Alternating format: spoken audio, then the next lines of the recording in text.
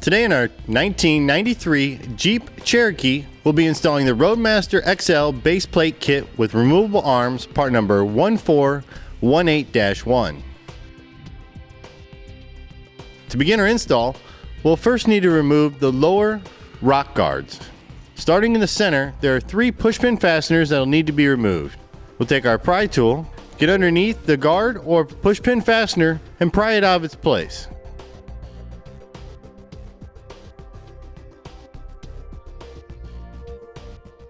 Once we have all 3 fasteners removed, we'll then go ahead and pull back on the rock guard to get it behind the sway bar and out of our way.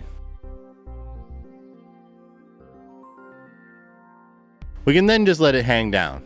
Next, we'll need to repeat the same process with the guards run off the front wheel wells to the front bumper. There are no fasteners on these guards, but we'll go ahead and roll them out of the way so we can gain access behind the front bumper.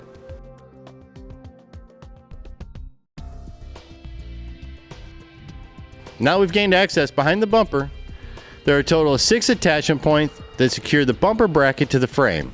We'll need to remove these fasteners so that we can remove the bumper from the front of the vehicle.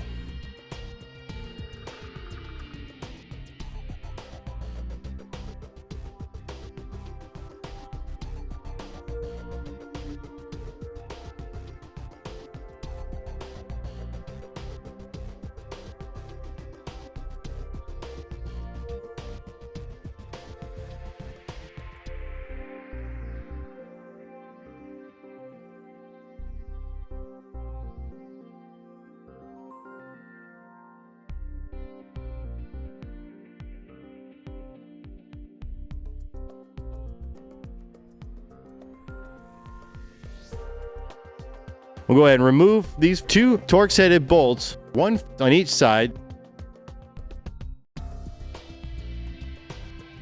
Once we remove these fasteners, as we gently pull back on the bumper, we'll need to remove the vacuum ball air line that goes into the vacuum ball. And then we can remove the bumper completely and set it aside. Now with the bumper out of the way, we'll need to lower the front sway bar. There are 2 attachment points on each side that secure the sway bar to the frame.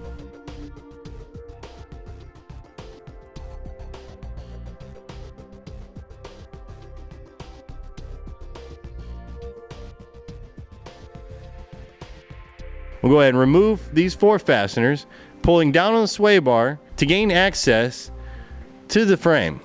There's a 4th attachment point that we'll be using that's just behind the sway bar.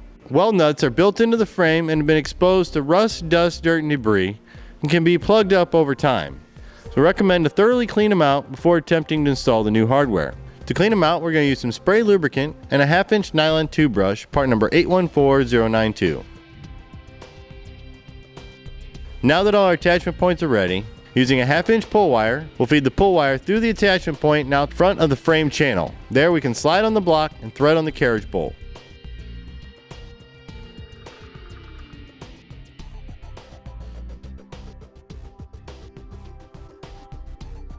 We'll feed them both into the frame and pull them into position. Once in place, I'll go ahead and gently push the carriage bolt back up so that we can go ahead and put our base plate into position.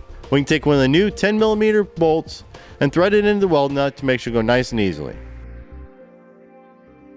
Now that all our attachment points are ready, we'll go ahead and put the base plate in position. To do this, we'll slide the frame portion of the base plate between the sway bar and the frame and line it up with the 3 attachment points on each side for the bumper. Then we'll go ahead and pull the carriage bolt down through the frame and through the base plate. We can then remove the pull wire and install a 1/2-inch split lock washer and 1/2-inch nut.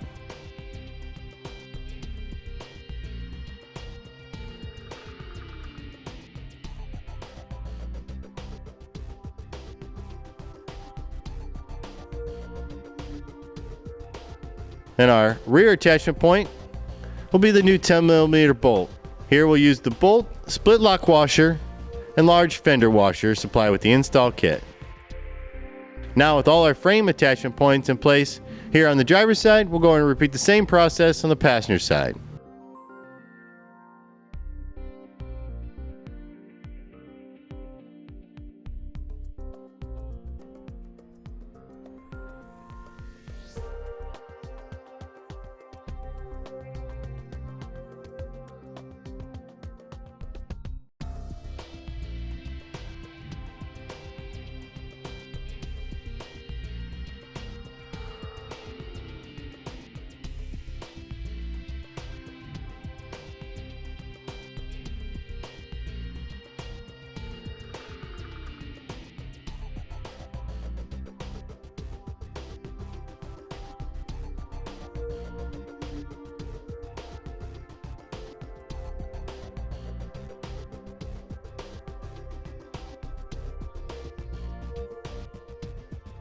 Now, with both base plate brackets installed, we're ready to go ahead and begin the preparation for reinstalling the bumper.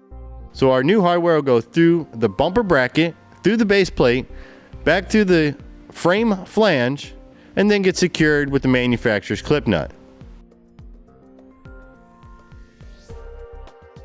Now, with all the hardware in place, we'll hold the bumper in position and tighten down the fasteners. Once we have those tightened down, we can go ahead and tighten down the attachment points for the base plate.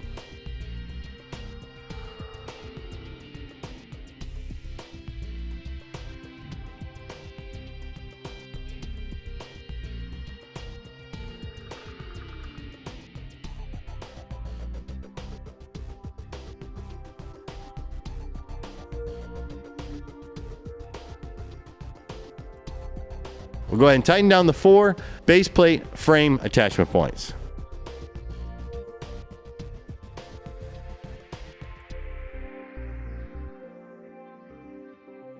Now we have all the base plate attachment points tightened down, we'll go ahead and torque them to specifications as indicated in instructions.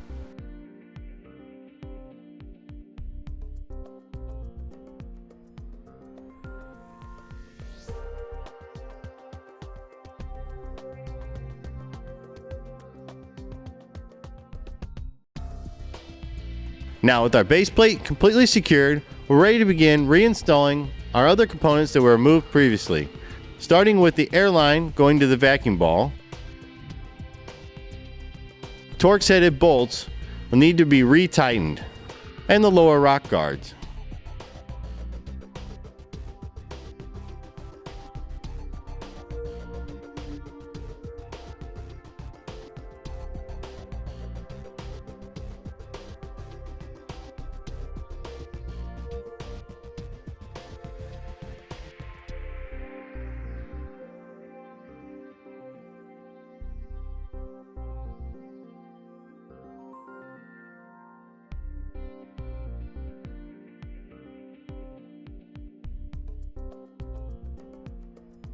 Now with everything reinstalled, we can go ahead and install the removable arms.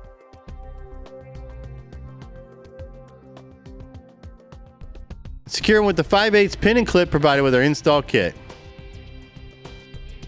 Then we'll go ahead and install our quick link and 6-inch safety cables into the pre-designed tab built into the base plate. Now with the removable arms and cables secured, we're ready to hit the road. And that does it for the install of the Roadmaster XL base plate kit with removable arms, part number 1418-1 on our 1993 Jeep Cherokee.